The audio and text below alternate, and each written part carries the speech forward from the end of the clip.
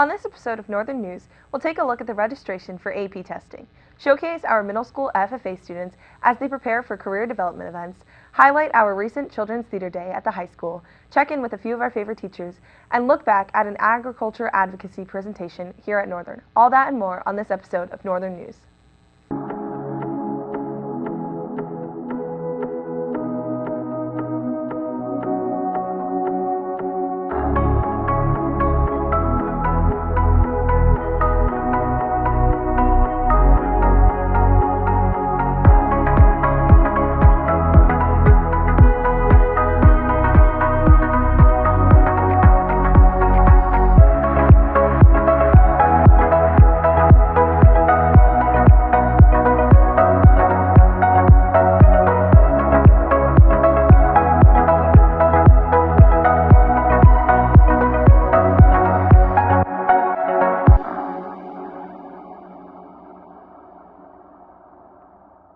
In our top story, Northern's Middle School FFA has been actively involved in career development events to prepare for competitions and enhance their knowledge of agriculture. Let's head across the campus for more.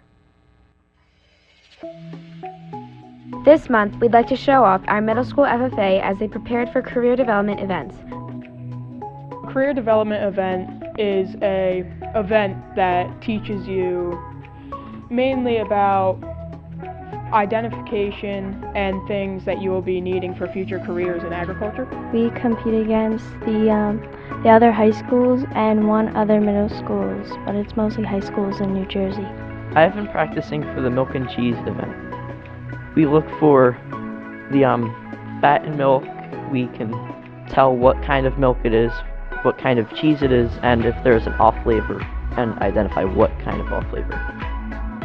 At the after-school practices, we rank the fruits and vegetables based off of size and physical appearance, and we also identify various species of fruits and vegetables. My favorite part about being an FFA member is that it opens so many new doors to you, and our society would not be able to progress without agriculture because, well, we live off of the products from farms. So without that, we'd be doomed. So I think it's really good for us to be able to know how to help our society, not only for ourselves, but for others too. My favorite part of being an FFA member is just the all together caringness, and then we're like a big family here. I just think FFA is a lot different than other school clubs. It's just more organized. It focuses mainly on agriculture, and I just think it's a great experience overall. Great job, and keep up the good work. For Middle School News, I'm Kat Skelza.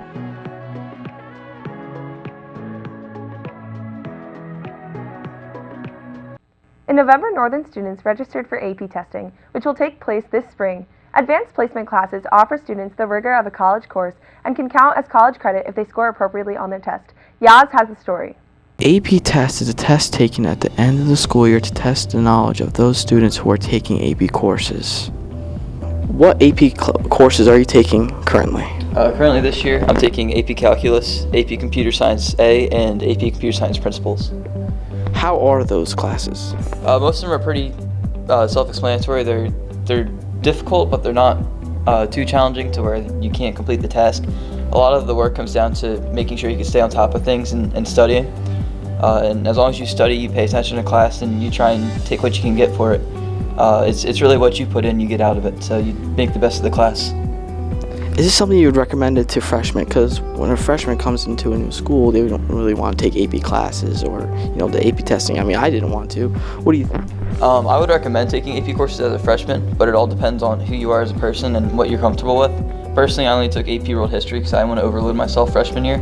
Coming into a new school is a very strange transition, so you don't want to try to jump into that without having that background, that comfort of never doing something like that before. I would say for myself personally, and I think what it means to a lot of students, AP testing is more or less just a evaluation of what you've learned over the year, and it tests your knowledge of what you've actually accomplished in the class, how much attention you've paid, and the effort that you've gone through in order to take the test. It sort of pays off once you actually study and apply yourself. So it really shows what you've grasped as a student, whether you're worthy of getting the credits for college or not. When is it exactly? I'm not sure the exact dates. They'll vary class to class, but most of the AP testing happens usually towards later April, early May. But it's all towards the end of springtime, so. I think the advantages are it's exposure to like more challenging curriculum, and that helps prepare you for college.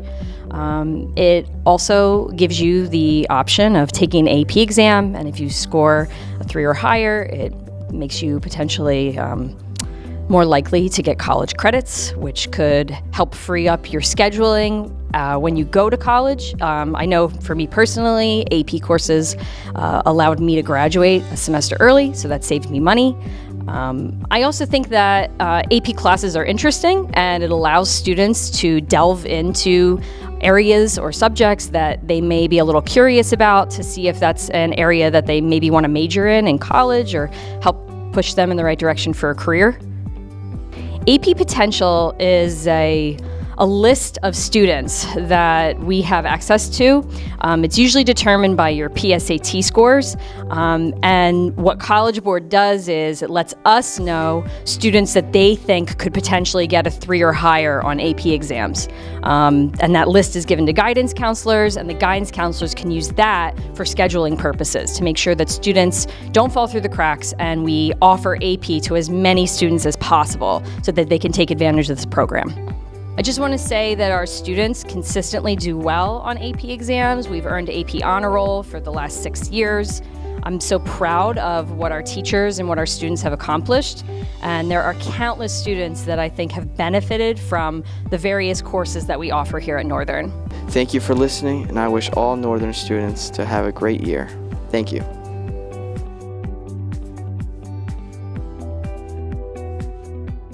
Of all the great things about Northern Burlington, one of the ones that stands out is our great teachers. Every day they bring rigor, dedication, expertise, and caring to their classrooms, often thanklessly. In an effort to pay tribute to them and thank them for what they do, we want to dig deeper into who they are and what drives them in this episode's Teacher Spotlight. Hi, I'm Ashley Walsh, and welcome to our Teacher Spotlight. I'm here with Captain Sean Hoggs, and he's going to tell us a little bit about what teaching is like for him. I'm Captain Sean Hoggs. I teach junior ROTC here at Northern Burlington High School. I'm glad to be here. Awesome. What made you decide to become an educator, or what was your path to becoming an educator? Well, I actually taught on active duty. I was a 421 ground combat readiness instructor, and from there I commissioned as an officer. I was prior enlisted, and I would go on to serve in various assignments, mainly so, if you will, overseas in Okinawa, Japan. When I got back from that, I went to the CRW for a little bit, and then I found myself as an associate professor at Rutgers University.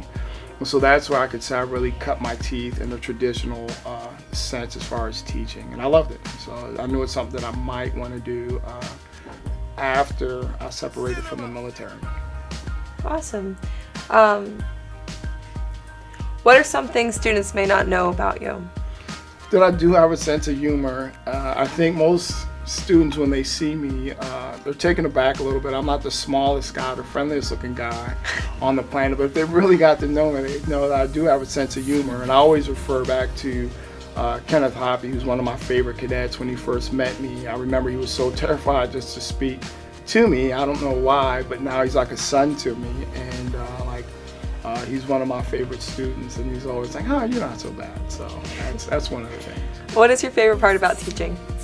The interaction with the student, especially here at Northern. You have a great student body. I've had children graduate from here. The energy is positive here, and I just enjoy being around that. I love to mentor young minds. What's your favorite movie or TV show? All right, so I have two. All right, first, I love Weird Science. It's one of my all-time favorite movies. It's a classic. I love it. And then I love Aliens 1986. I can watch it over and over and over again. I love the movie. Bill Paxton is just, he's classic in that movie. I love it. And our final question for today is, what are some things that students may not have known about you before you became a teacher? Some things that you did. All right. I was named the 10th Outstanding Young American in 2007. I'm an author. I've written a book. I actually host my own radio show.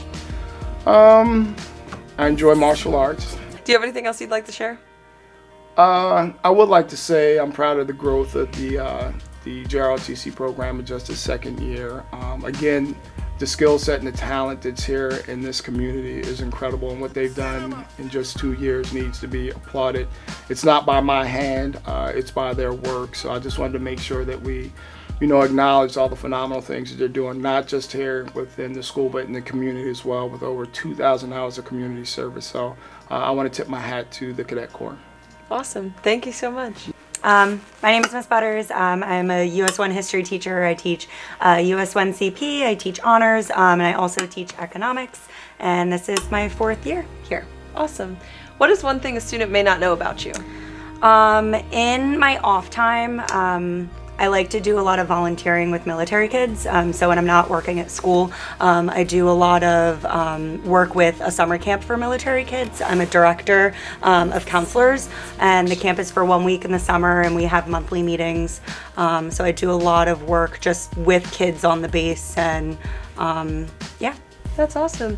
And I also know that you grew up as a military kid. What was that like? It was pretty challenging. I think one of the reasons I like teaching here so much is because I'm in a military district, so I feel a little bit more connected to the kids that go here. My dad had a special kind of job. He has a very high security clearance, and he would go on missions a lot growing up. I wasn't really allowed to know where he was going, for how long.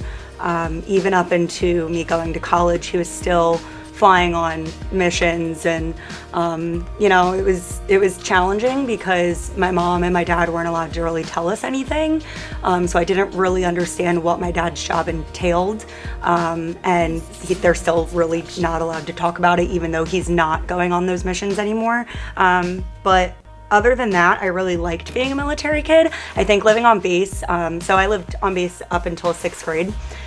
There's a real good sense of community living on base. I felt like I had a lot of parents looking after me. I always joke that I had like 5 or 6 different sets of moms and dads that would watch me and pretty much helped my parents to raise me. So I had a lot of really close friends. The community sense was really cool. I liked it a lot. Awesome.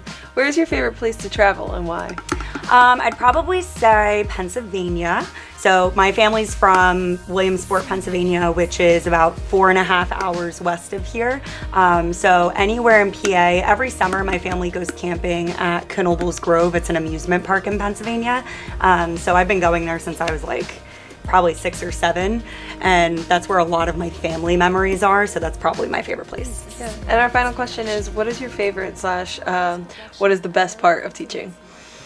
I think my favorite part of teaching is seeing all of my students come back in their senior year. I really like working with kids when they're sophomores. I'm super happy that I work with sophomores. I think it's a fun age to work with, but I think I like it even more when I see them kind of grow up the next 2 years.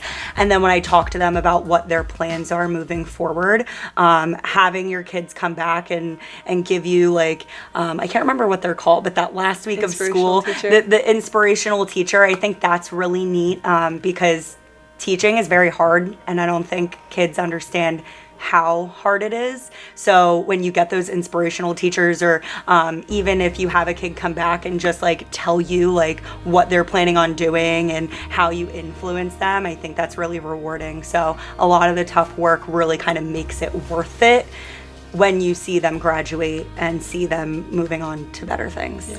And one more. What inspires you the most? Oh goodness.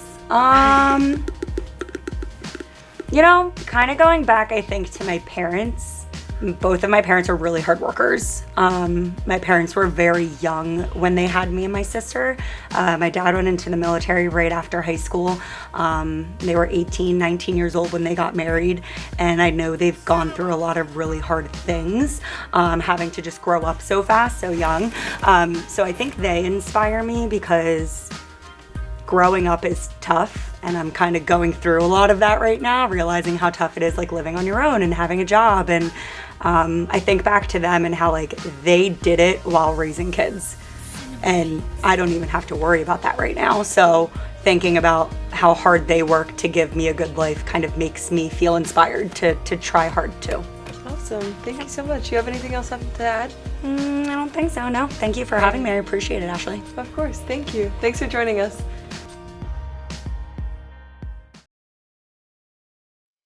On Wednesday, November 6th, many Northern teachers participated in Jeans for Troops, in which teachers contributed $5 to the GI Go Fund and wore jeans to show their support. I think Jeans for Troops is a great fundraiser. It's a great way to give back to our veterans, and we're very fortunate to teach the children of the servicemen and women of the Joint Base. So it shows a lot of pride from here at Northern and to our community and to our military personnel. A special thanks to everyone who participated. For Northern TV, I'm Brett Hubbard.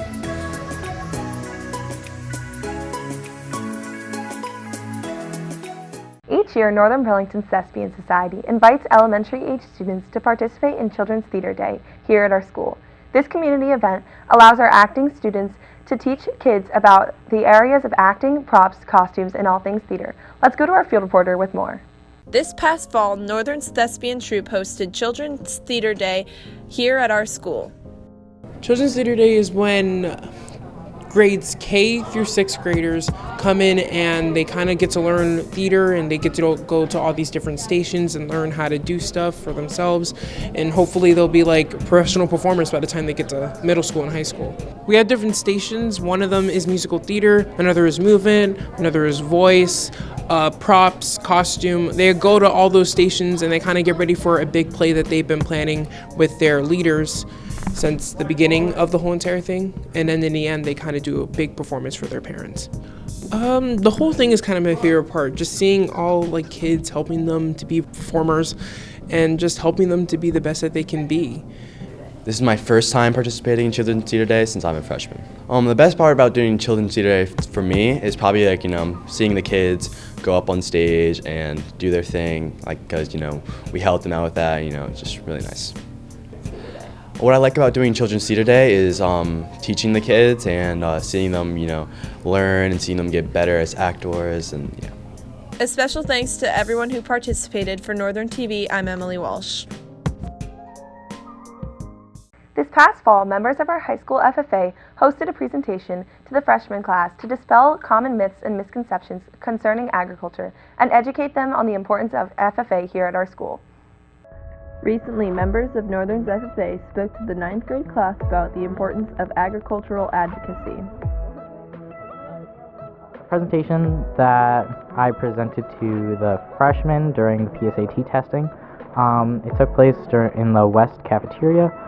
It was about misconceptions in agriculture, and we talked about a bunch of different misconceptions within ag.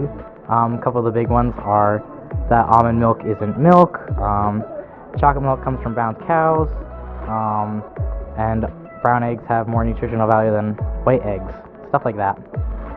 The presentation was helpful for students just to be more informed and about those misconceptions, and what's right and what's wrong about ag. A special thanks to everyone who participated. For Northern TV, I'm Emily Walsh.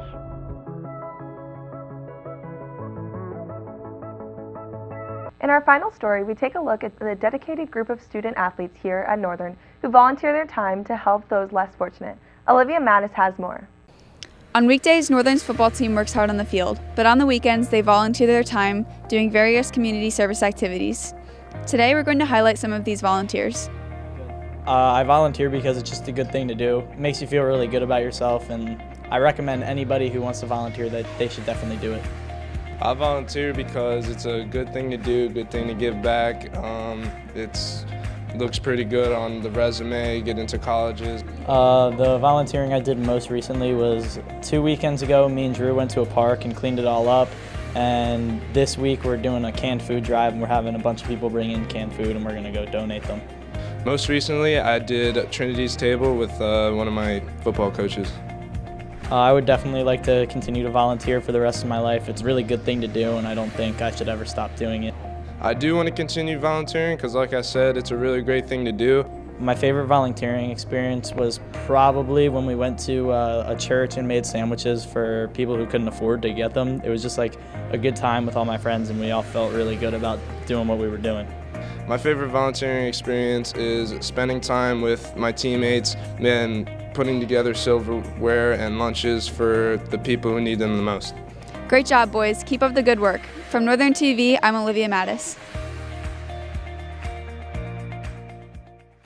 Thanks for joining us on Northern News, and be sure to check out the rest of our programming on YouTube, Channel 19 on Comcast, or Channel 42 on Verizon Fios. And be sure to follow us on Twitter to keep track of what we're up to. For Northern TV, I'm Ashley Walsh.